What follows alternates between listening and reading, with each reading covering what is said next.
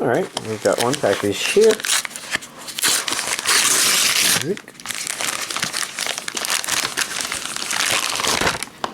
And before I go diving into that, I also have two Switch games I got, physical copies. This is One Shot. I don't know much about it, but I've definitely seen somebody who likes that. Maybe a couple people like that avatar. And it's a curiosity, so there we go, got that. And then a Shady part of me kind of looked kind of neat. Maybe remind me a little bit of Lost in Shadows. Not necessarily content-wise, but just from a nostalgia perspective. So, I don't know. Alright, let's get into this. First we got Jojo's Bizarre Adventure. This is that one whose name I forget. Let's see. That's Stone Ocean. Stone Ocean. Yeah, that sounds about right.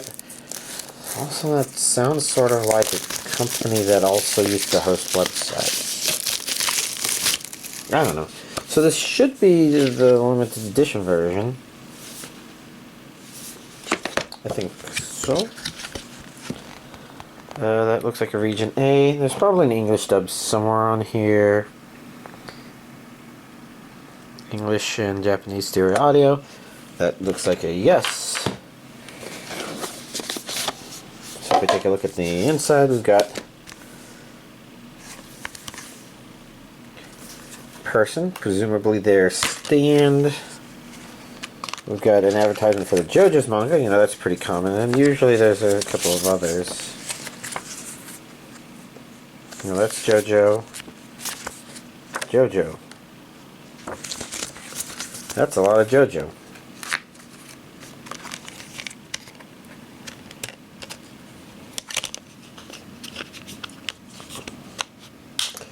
I don't think there was a DVD version. I should really double check. Let's see, we have that. But then we also have a book. Just a brief look. I do see, I guess, a mix of stuff in there. Granted, a mix of stuff I probably won't ever look at, but what else is new for me, right? By the Grace of the Gods, Season 2. This is Regions A and B. Okay, that's good for the people that like that dual region stuff. People want to import. I do see English audio. And it's different underneath the slipcover.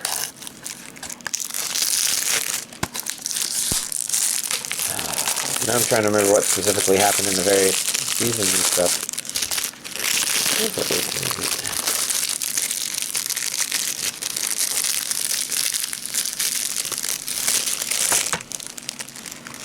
Yeah, there's still a little bit of plastic there. That's annoying, but oh well. On the inside,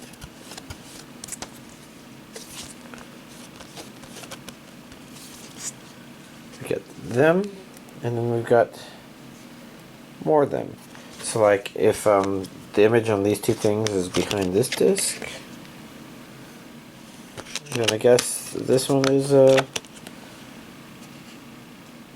okay, yeah, those other merchant people. Alrighty. And then we've got Rahxephon, which I don't think I had on Blu-ray.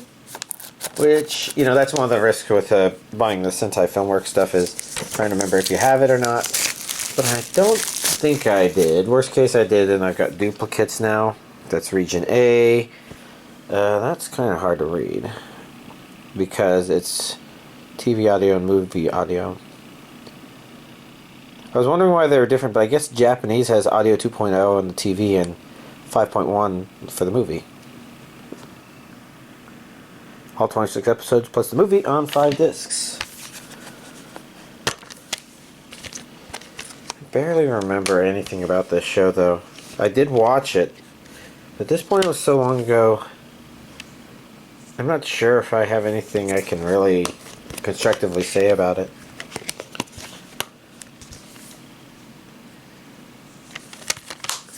But anyways, here's this week's physical anime collection update. Alright, so to begin with, for the anime watching, my Friday friend was back in town finally. You know, he had some nice travel. It sounded like it was a bit of an adventure, in some of the bad way, where a lot of the plans didn't go together, but he did at least get to see the Northern Lights. So, not completely a wash, but interesting stuff. Anyways, with him back, we finally watched the Attack on Titan final season, the final chapters, both specials. We had basically been waiting for Chapter 2 or Special 2, whatever you would call it. We were waiting for that to finally get dubbed. You know, we'd watched everything in that show dubbed up to that point, and, you know, you kind of want to finish on that note. And overall, I had to say, I guess it was kind of nice. It felt like a show that had a plan through the whole show. It was surprisingly more epic than I would have guessed it could feel. So pretty good in the action department. As for the contents, the thoughts, it didn't hit hard as I think, and I'm not sure how much of this is, you know, fault on my own or something else, but basically,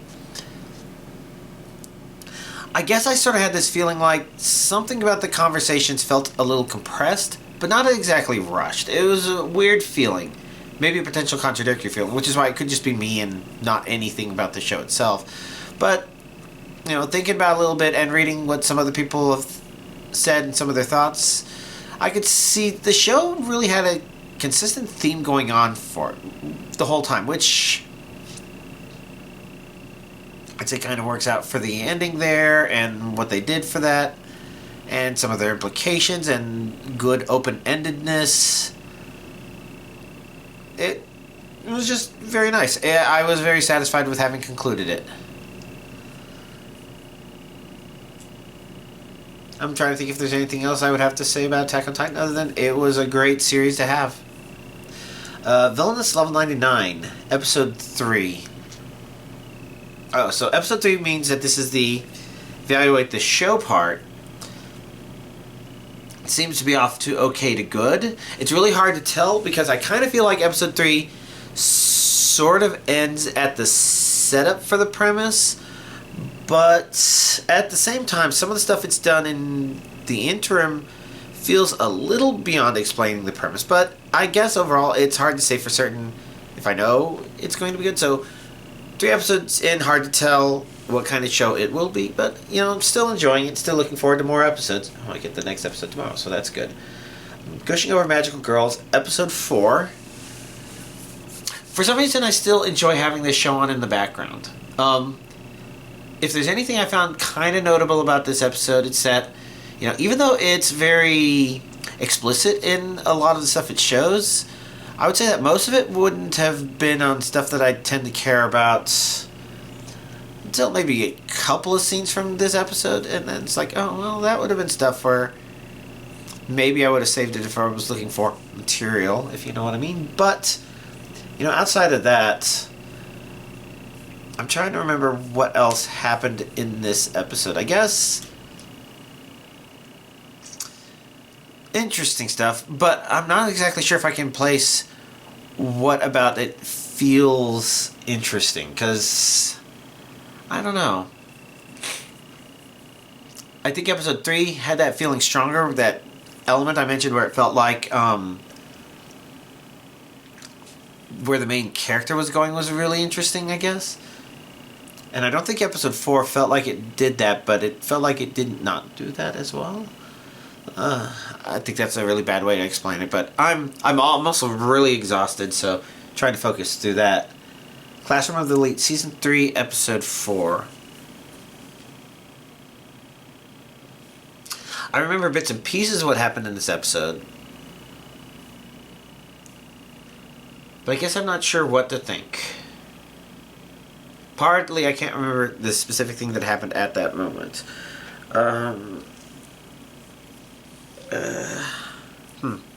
Yeah, not sure.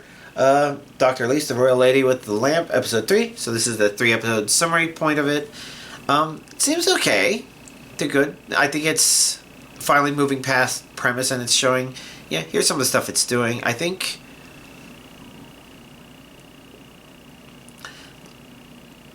it dealt with some of my thoughts from the previous episode pretty decently well, I would say. And for other parts, it's, I guess, mostly surprising that it's like,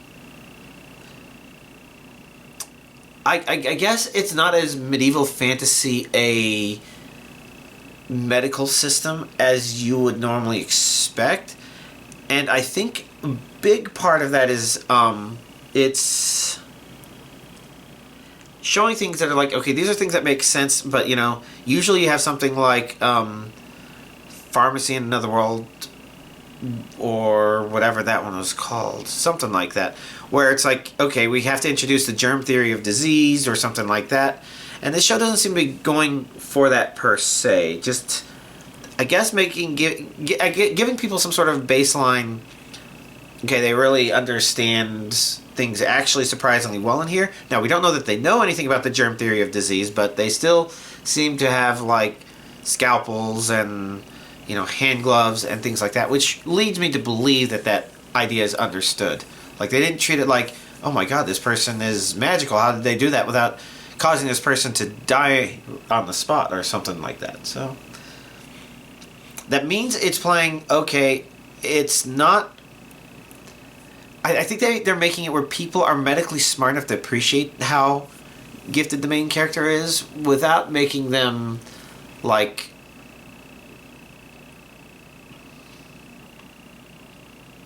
a challenge, so to speak, I guess. So the main character gets a good chance to shine pretty well, and I think it's fine.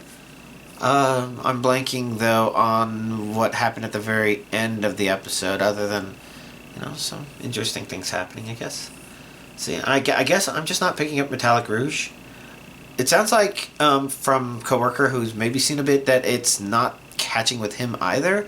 Which makes me think that as a show, it's mostly some good cyberpunk candy for people that are, you know, cyberpunk junkies and really want to get that fix, and maybe they haven't gotten any good ones. Maybe it's not necessarily the best cyberpunk, or maybe it's really spectacular. Maybe it'll pull a thing where suddenly people are like, oh, that's what it was doing. This is actually pretty awesome. Really hard for me to say, but yeah. Sengoku Yoko, I also did not watch episode 3 of that, mostly because I still got the tab open, but I ran out of energy for trying to watch stuff.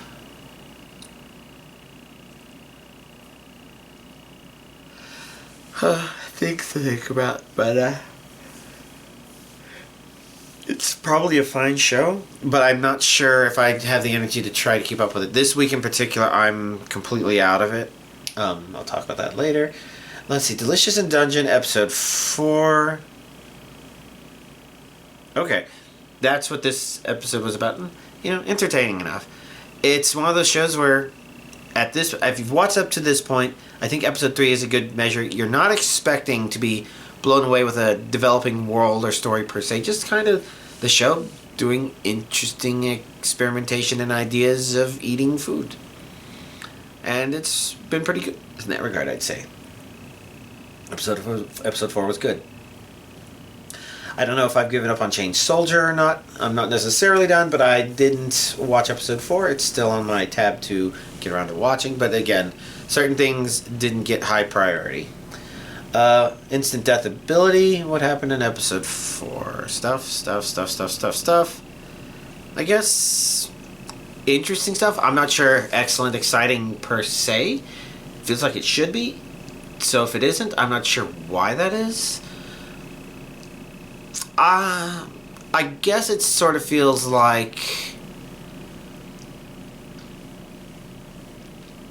I don't know. Some of the interactions make a lot of sense, and they're amusing and entertaining in their different way. But maybe it also feels like it should feel like it have a direction, but I'm not sure if I feel that. Just a bunch of road bumps along the way, I guess. The Witch and the Beast, episode 3.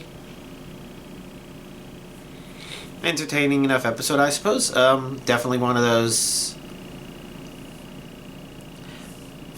one of those series like this is that it is.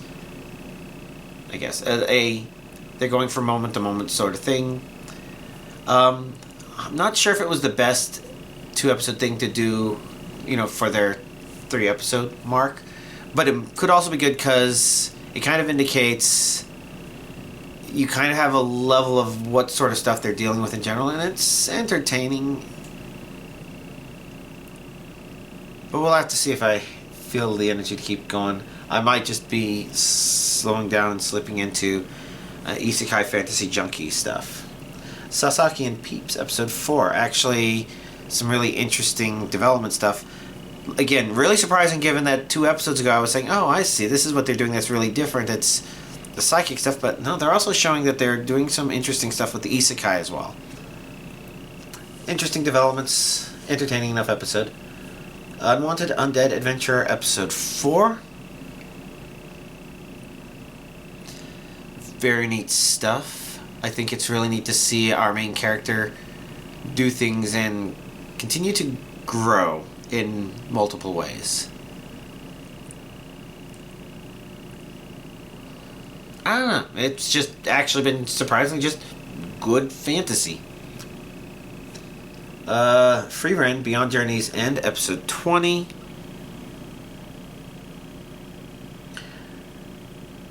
Ah, that's right. I think if there was anything about this episode that I could almost call off-putting, it was backstory for these various characters. But in truth, this was an episode that made me want to continue watching on to the next episode. So I think those feel there because, like, I know we need to understand more of these characters before whatever's about to happen next. But I also feel like I want to see our main characters be interesting because they've had their really interesting moments. I think even Fern, I think it was this episode, Fern had some really interesting moment of her own. Which I know, I've said I don't like her, and that's because I don't like her from a romantic perspective because I feel like she gets a puffy mouth bitch and I'm like, I wouldn't want to interact with you. Which says a lot because I interact with some colorful people. Some of them who also really like this show. And, you know, a lot of people like that because it's a kids growing kind of thing, and that's fine.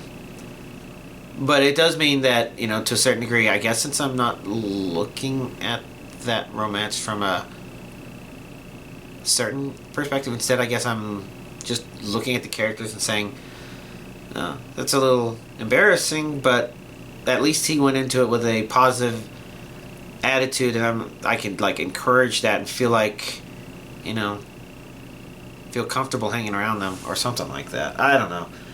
Anyways, it's a long way of saying it was an entertaining episode, but I definitely want to see the next episode. Not to say that exciting things didn't happen in this episode, but, like, it feels like it's getting so close to showing the kind of stuff that I really want to see, I guess. The Wrong Way to Use Healing Magic, episode 4. So if I felt like it was maybe tiptoeing away from, oh, this is just going to be a show all about training, I feel like almost this episode went a little bit back to it. It's hard to say. We'll have to see the next episode because it's setting something up that doesn't feel like that. But, yeah. Entertaining enough. The Weakest Tamer began a journey to pick up trash, episode 3. So this is the 3-episode mark. And I don't think, from a feeling perspective, it feels any different. So I think you kind of get the idea. You're looking at a show. You're watching a show that isn't about an undervalued person who's really OP or anything like that. It's really a touching story about an undervalued person who's looking for a place to fit in life. And the isekai part of it isn't like super strong, but it's not super strongly played either. Just more like intuitions on our main character. But it doesn't show us from the isekai perspective, but from our main character's perspective, where they just get almost something like intrusive thoughts from the isekai soul or whatever. So, you know, overall, it's a very touching 3 episodes. I'm looking forward to seeing more. Let's scroll down a little bit so I don't have to scroll down later. I could probably clean this up by removing stuff I might not be watching. Solo Leveling, episode 4. So I was worried where episode 3 ended up, not because it was doing bad things, but because it was, like, not giving us a good sign of, okay, what is this show planning to do with all this stuff? And I think episode 4 satisfied in that way in a lot of ways. Probably the 2 main ways are, it kind of showed our character and what he's doing, what's involved, what we can expect. I would say the action was pretty okay. I didn't know if I cared too much at first. I'm wondering if maybe it had gone a little over the top in a few regards, but it never went into that, oh, definitely overboard territory. So it maybe played with that a little bit, but overall it was pretty good. And the more important thing is, I thought based on the pacing of it that even though they were setting up this other stuff, we wouldn't get to see any payoff for it and just be like, okay, it was kind of neat action, but why? Because to a certain extent, we want to have a good impression of what exactly do these interactions mean for our main character going forward. Not just what is his day-to-day life going to mean. Like, if you watch an anime about somebody who has to eat fish for breakfast every morning, you know, that could be entertaining in its own way, but if it's the kind of show that promises that eating fish every morning does something interesting in their day-to-day life, then you kind of want to see that interesting thing. And I felt like Solo Leveling was maybe not going to do that, but then episode 4 gave us an important chunk of that. I'd say there's still more of that missing, but there was enough of it to say, okay, it's not forgetting about that, and it's also not blowing its, you know, it's not using up its good material too fast. So overall, I'd say a good episode 4. Strongest Tank episode 4, I think that was also a little bit better. Whereas the problem I would say with the first 3 episodes is it's hard to say how much of the fundamental premise it has to do with episodes 2 and 3, where it introduces little things, but then episode 4 seems to really build on that stuff a lot better, I would say.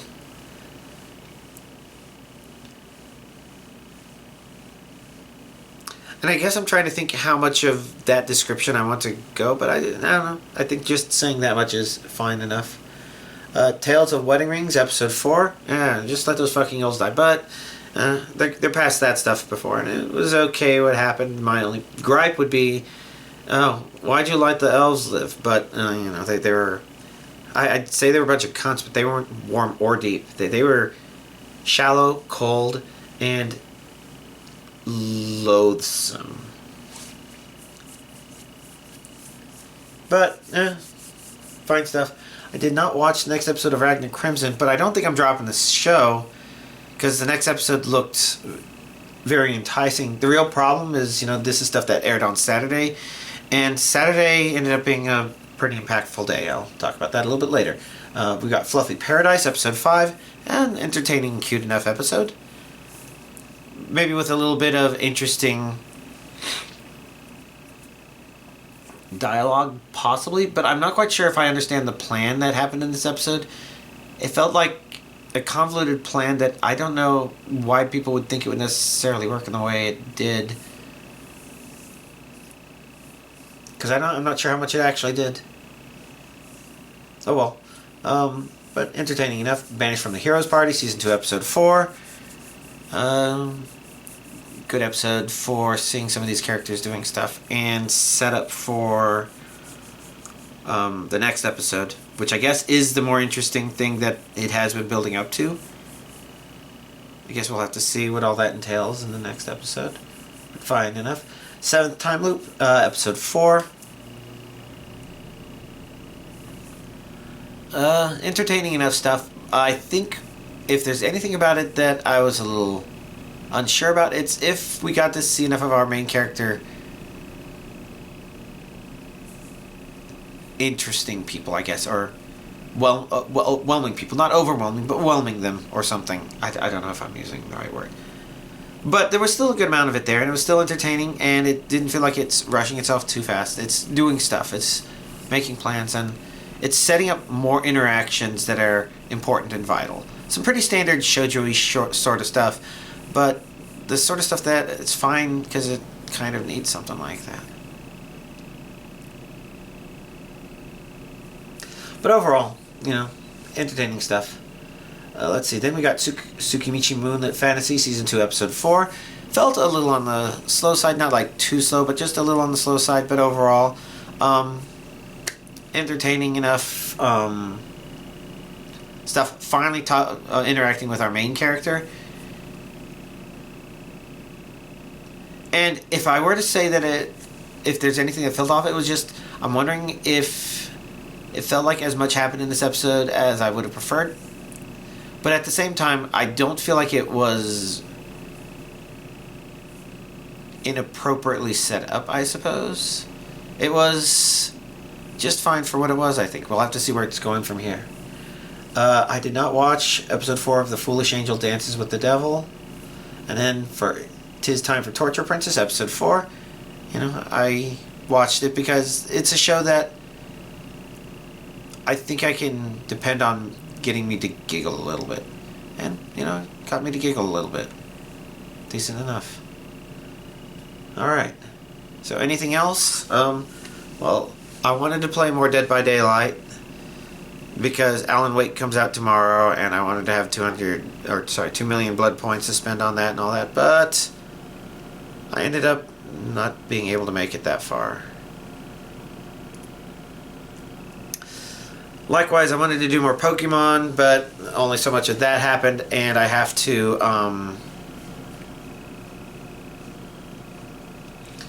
I guess I have to prepare for the Empoleon 7-star coming up this Eve? Sorry. Yeah, I thought that was about to happen. Sorry. Watching a streamer, they just tried to do a basement rescue against a trapper, and, well, they eventually ran into the trap while trying to be brave. It's understandable. Huh. Although they're having some sort of amusing standoff right now. Anyway, that's a different thing. Beyond that, Lethal Company. I've played more Lethal Company this week than anything else, I would say. And I haven't played it a whole lot, so that just should tell you how much of other things I haven't been doing. I did spend time, though, to make my own suit in Lethal Company. It's actually... Actually, today's a really good timing for that. Because basically, I wasn't quite sure what I wanted it to be. I decided to model it after some of my normal looks. So, I like myself blue jeans, so I gave it some blue jeans. I didn't go with the suspenders. I would have liked to, but I figured that was already more detail than needed. But I did think of this specific shirt, actually, and I was looking for this graphic, and I was going to do my Midori Days shirt, which one of y'all gifted to me. I wish I could remember who. Now, of course, in Lethal Company, since it's a whole suit, it's a long sleeve shirt, and instead of Midori from Midori Days, I looked for this initially, couldn't find it, then I found, then I decided, oh, wait, I like Alice Margatroyd, so I will do an Alice Margatroyd graphic from Scarlet Weather Rhapsody. And let's see, the other thing I did was I used a bread texture for the helmet and some lettuce and 2 olive eyes, kind of close together because I was cheating with the system, but the idea there being that it's a sandwich, but it's also very me. The tanks on the back are just simply red, but one of them has e to the pi I plus 1 equals 0. That's, you could call that Euler's identity. The only problem is that Euler has a lot of identities, but if you look for Euler's identity, there's a good chance you'll find that one, and it's a fun one. It's it's just true, and some people consider it the most beautiful equation in mathematics because it has 5 of your most important constants as well as all 3 of your basic operations, your addition, your multiplication, and your exponentiation. The other one just has another picture of Alice on it. Simple stuff, and it was hard to put together because if you've never done avatar work, I guess, or maybe you've done game development work and you've done this before. So while you can build like your avatar out of multiple meshes, and usually different meshes have different textures, you can combine all the meshes together into one big mesh, which can have a bunch of different textures. But the more meshes and the more textures you have, the more draw calls it takes for the system to just draw that character, it translates into less efficient. So normally you do something called atlasing, which assuming you've combined all the meshes together like I mentioned, the next thing you do is you combine all the textures together into one big texture. And there's a couple different atlasing strategies I've seen, and the one I'm used to and kind of prefer, the one I prefer to use and deal with, usually preserves the original texture sheets and just arranges them into one bigger sheet. Something that, is really easy to work with and recolor on your own. But Lethal Company wasn't necessarily designed for that. It could have been just designed to kind of get it out the door a bit. It makes sense. Game companies actually have to get a product out the door. And so this one shows a different atlasing technique where it looked like the avatar was just ripping up and there's just blotches all over the place. And people have created things that help map it all together and help you find out what goes here and what goes there. But since it's not a perfect process, unfortunately, and it is very hard to work with, and it just took a while to deal with it. But somebody did the pre-work to at least figure out, okay, these are the things that make the suit, the front of the pants, the back of the pants, all that stuff. And you know, I was just able to piece things together eventually on my own. But it's difficult. It would have been nice if the atlasing was simpler to work with, but oh well. You deal with what you deal with. It's already in there. And if you're kind of curious and want to see it for yourself, well, you know, my brother's wife, I don't think she'll be streaming this week, at least not until later this week, because they're in town, which means they're not at their computers in order to stream. But you can, I guess, check her out. That's Tesla Tries. And Hee-Haw in her group has been the one figuring out how to put this stuff together and get that mod uploaded to Thunderstore. So if you're curious and you play Lethal Company, you can look for the Tess More Suits mod. It'll say it's uploaded by Tesla Tries. And right now, that does contain the Lethal Company suit that I made, as well as the one Hee-Haw created for Tess, based on her recommendations and suggestions, and the one he created for my brother Joey. And I think they're kind of amusing. Y'all might not, but I just thought it'd be interesting to mention that they're there. It's kind of mind-blowing just how easy modding is for Lethal Company and how much of it is out there. Kind of makes it really neat. But, yeah. Unfortunately, you know, I managed to finish that Saturday, and it was Saturday evening, and not like super late evening, but late enough in the evening where I would have started thinking about dinner when basically my body started deciding that I was not going to have a nice evening.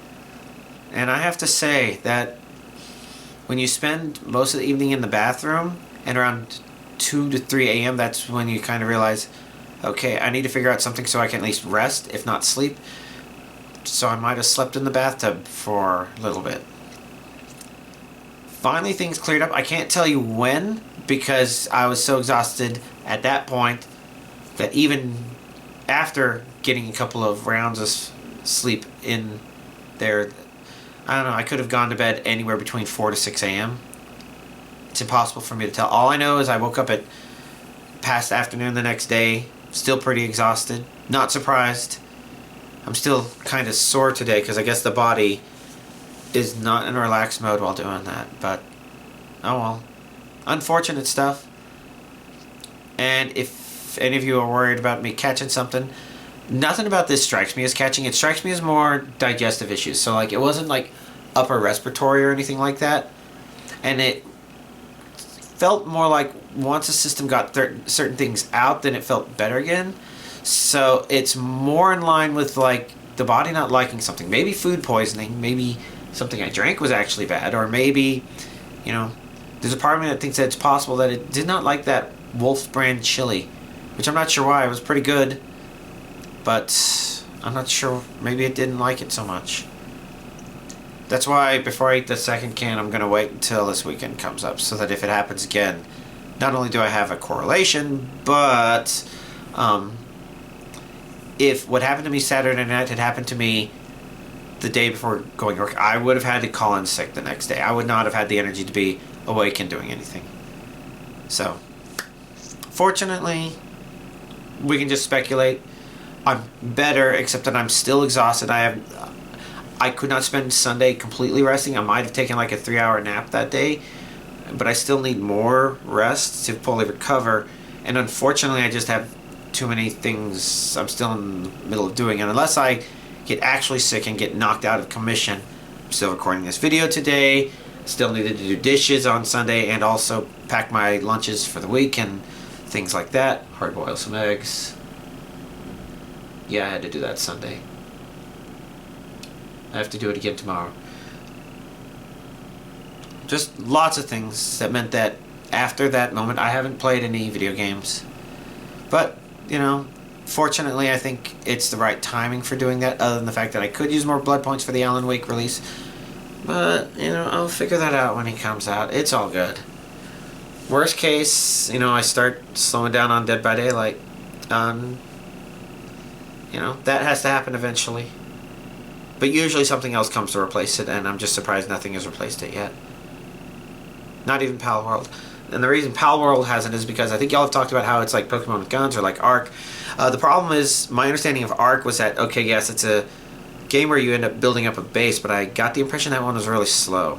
So comparing it to Ark like that for me does not entice me to Pal World, because there's a part of me that wants to see things build up. I want to build things. And it'd be nice if it was slightly faster than Minecraft. Like, thinking of how long it takes me to set up a tree farm and a farm, and I'm like, okay, and now we have all of our basics set up, and now we're going to expand beyond that.